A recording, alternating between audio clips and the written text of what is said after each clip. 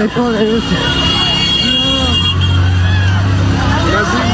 دوار الزيتونة، دوار الزيتون العالم بالأراضي. بعيد عني يا زلمة، بعيد عني، ما في 100 متر. أنت من جميع السكان، كل العالم تبعد عن الدربة. جميع السكان يبعدوا عن مكان الدربة.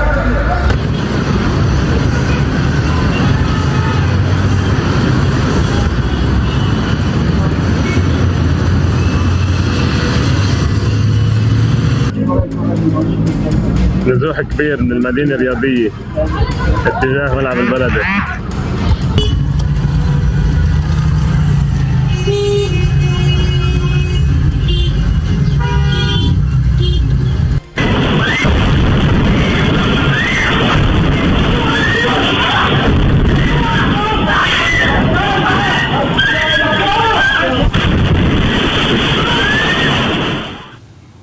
Kelompok Hizbullah di Lebanon meluncurkan serangan balasan ke Israel di wilayah Margaliot.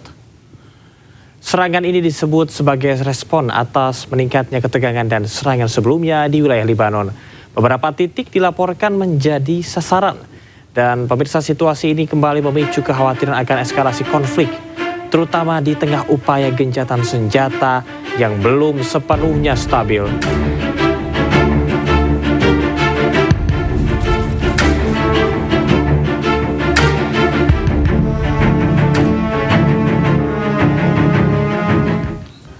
Serangan Israel menghancurkan pemukiman di Bet Lahia, Gaza, Palestina.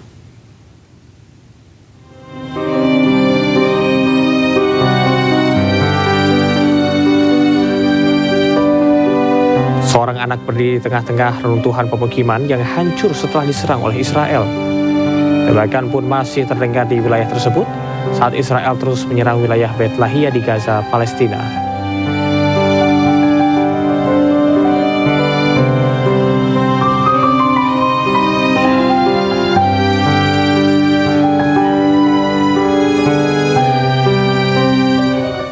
Upaya internasional untuk menembus blokade Gaza, sekitar 20 kapal dari Prancis yang tergabung dalam Global Sumur Flotilla melanjutkan pelayarannya menuju jalur Gaza melalui Laut Mediterania.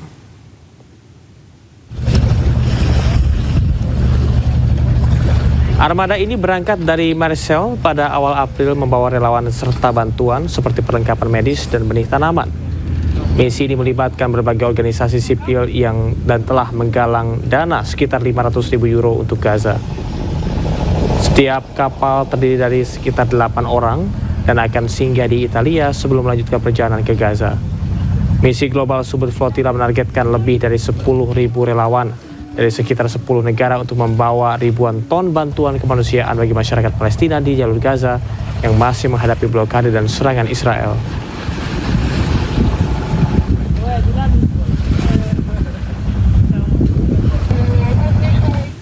Di tengah isu kondisi ekonomi Indonesia akibat Perang Timur Tengah, Sekretaris Kabinet Teddy Indrawijaya menyebut Indonesia dalam kondisi aman.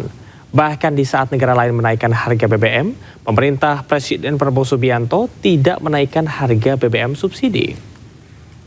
Tengah konflik global dan dampak di Timur Tengah, perang di Timur Tengah, banyak sekali negara yang menaikkan harga BBM, kesulitan BBM, tapi justru Presiden Prabowo memutuskan untuk tidak menaikkan harga BBM subsidi sama sekali.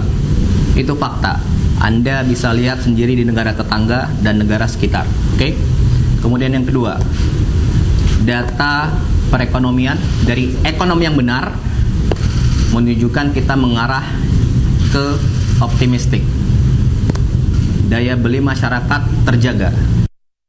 Terima kasih Anda masih di iNews Prime. Restoratif justice terhadap tersangka kasus ijazah palsu Jokowi Rismon Sianipar hingga kini masih terus bergulir. Kepolisian menyatakan jika tahapan penyelesaian perkara melalui jalur damai masih menunggu hasil proses yang masih berjalan.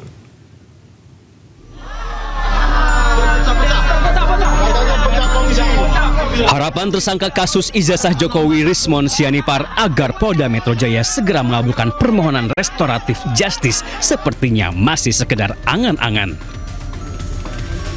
Telah diajukan 11 Maret lalu hingga saat ini Polda Metro Jaya belum juga mengabulkannya. Kabid Humas Polda Metro Jaya Kombes Budi Hermanto menyebut permohonan restoratif justice Rismon masih dalam proses. Selain itu menurut Budi, ada beberapa tahapan yang harus dilakukan oleh Rismon, salah satunya mendapatkan persetujuan dari pelapor yakni pihak Joko Widodo.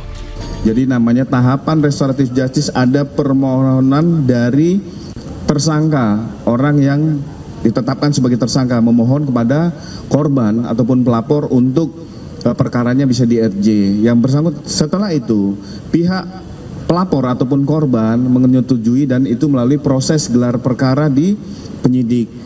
Melalui gelar perkara internal dan eksternal dihadirkan apabila sudah disetujui dan memenuhi dalam persyaratan restoratif justice maka akan dilakukan restoratif justice. Sementara itu sebagai pihak pelapor, Presiden ke-7 RI Joko Widodo menegaskan jika kewenangan pemberian restoratif justice bukan urusannya. Restoratif justice itu adalah kewenangan Polda Metro Jaya, adalah kewenangan para penyidik. Saya hanya hadir ke saya, Pak Rismon Sianipar, kemudian meminta maaf dan saya maafkan sudah. Dan selanjutnya itu yang ngurus penasihat hukum saya. Dengan belum dikabulkannya permohonan restoratif justice, maka status Rismon Sianipar masih sebagai tersangka. Dalam lingkaran kasus fitnah ijazah Jokowi, 8 orang telah ditetapkan sebagai tersangka, termasuk Roy Suryo dan Dr. Tifa. Sementara berkat restoratif justice, status tersangka Egy Sujana dan Damai Hari Lubis sudah dicabut. Tim Liputan iNews melaporkan. Presiden ke-7 Joko Widodo merespon pernyataan Yusuf Kala yang menyarankan untuk menunjukkan ijazah. Jokowi menyerahkan hal itu pada proses hukum yang sedang berjalan.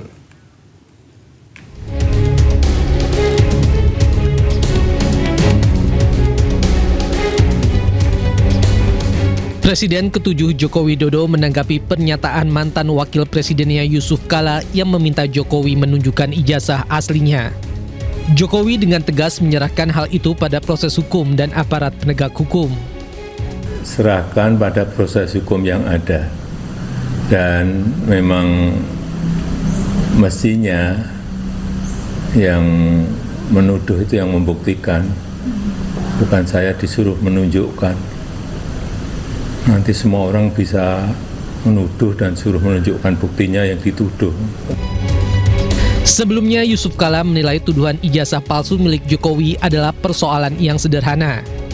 Menurut JK, hal itu akan selesai jika Jokowi menunjukkan ijazah asli miliknya kepada publik. Ya sebenarnya kasus ini kan sudah 2 tahun, 3 tahun gitu. Meresahkan masyarakat, merugikan waktu, merugikan Pak Jokowi, merugikan semua. Puluhan miliar uang habis untuk apakah itu pengacara, apakah itu seperti saya ini tanpa waktu saya hilang, dilibatkan tanpa libatkan.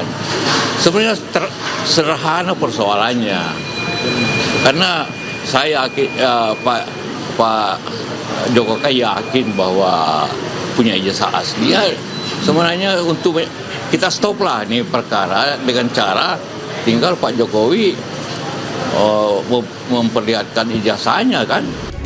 Kasus fitnah ijazah palsu Jokowi belakangan menyeret nama Yusuf Kala. Hal itu terjadi usai video viral yang diduga hasil editing artificial intelligence pernyataan Rismon Sianipar yang menyebut Yusuf Kala memberikan uang 5 miliar rupiah pada Roy Suryo CS.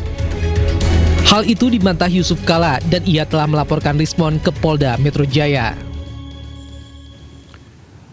Tim kuasa hukum Prabowo Subianto mulai mengambil langkah tegas terkait dengan dugaan pencemaran nama baik yang dilakukan oleh pengamat politik Saiful Mujani dan Islah Bahrawi. Banyak syarat yang harusnya dia bisa di-impeach, tapi yang impeach kan mereka itu, yang nggak bisa kita harapkan. Makanya bahasanya apa fair? Mengganti impeachment itu, yang hanya kita yang bisa. Inilah potongan ceramah Saiful Mujani dalam acara Halal Bihalal Pengamat bertema Sebelum Pengamat Ditertibkan. Nah, kalau bicara impeachment itu kan prosedur yang sangat formal.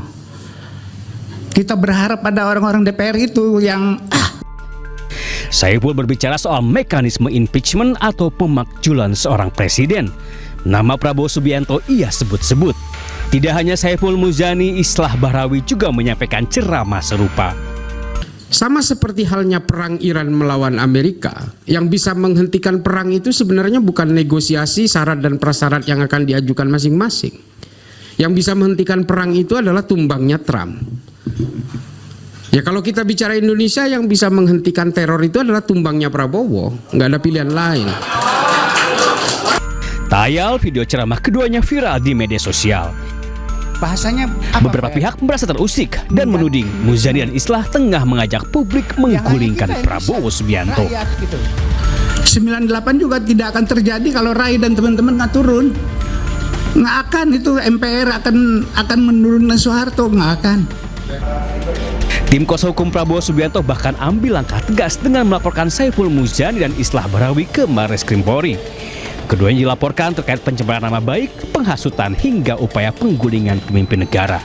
Kita sekarang persiapkan pasal 193 ayat 2 ya, perbuatan makar untuk menggulingkan presiden dan wakil presiden terpilih secara konstitusional ya. Ancaman hukumannya itu 12 tahun, sedangkan yang menyuruh lakukan nanti bisa 15 tahun. Sementara itu hingga saat ini Saiful Muzani dan Islah Bahrawi belum memberikan tanggapan terkait pelaporan atas dirinya. Kanal YouTube bersih ceramah keduanya juga masih bisa disaksikan publik. Tim Liputan iNews melaporkan. Sementara itu menurut Menko Polhukam 2019-2024 Mahfud MD, pernyataan Saiful Muzani sama sekali tidak dapat dikategorikan sebagai makar, melainkan bentuk kritik dari publik.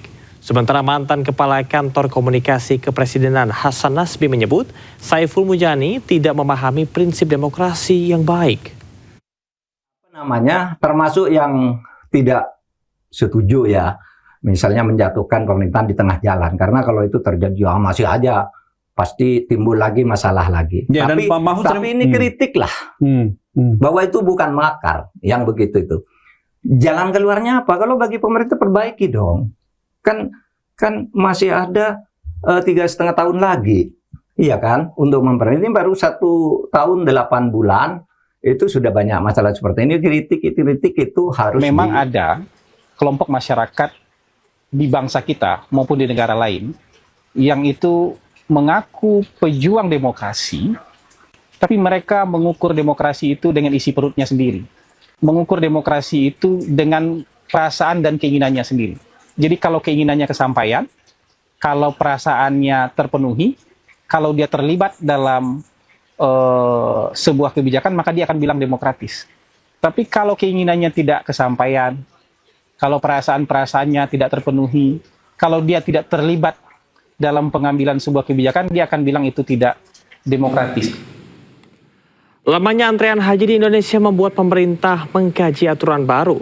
Kementerian Haji Republik Indonesia mewacanakan adanya war tiket bagi warganya yang sudah memiliki uang untuk keberangkatan haji.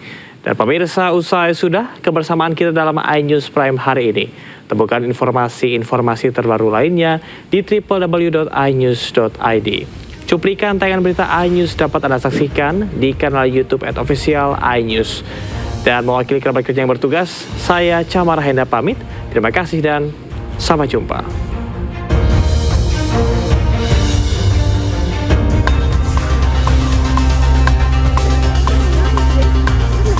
Haji merupakan rukun Islam kelima yang sangat diimpikan setiap muslimin dan muslimah. Namun, lamanya antrean haji yang bisa mencapai 26 tahun membuat warga kesulitan beribadah di saat tubuhnya masih prima. Menanggapi antrean panjang jemaah haji, pemerintah melontarkan pernyataan akan mengkaji kebijakan baru, yaitu skema war ticket. Kebijakan ini ditujukan bagi masyarakat yang telah memiliki kesiapan dana dan ingin mendapatkan kesempatan berangkat haji lebih cepat di tahun yang sama. Jadi kita dikasih kuota oleh Saudi Arabia 200.000. Nah kemudian itu kita tetapkan harganya berapa. Kemudian nanti nggak perlu ngantri, jadi masing-masing langsung pesan siapa yang dapat itu yang berangkat. Kita sedang memikirkan pola itu, namun tentu juga kita harus pastikan yang selama ini sudah ngantri, kan ada yang ngantri sekarang mau naik haji itu 5,7 juta orang. Nah, bagaimana perlindungan terhadap mereka? Jadi ini wacana ini sedang kita godok agar keinginan dan perintah Presiden supaya haji tidak ngantri itu bisa kita wujudkan. Diharapkan kebijakan ini dapat menjadi solusi atas panjangnya antrean haji di Indonesia tanpa mengurangi prinsip keadilan bagi seluruh calon jemaah. Tim Liputan iNews melaporkan.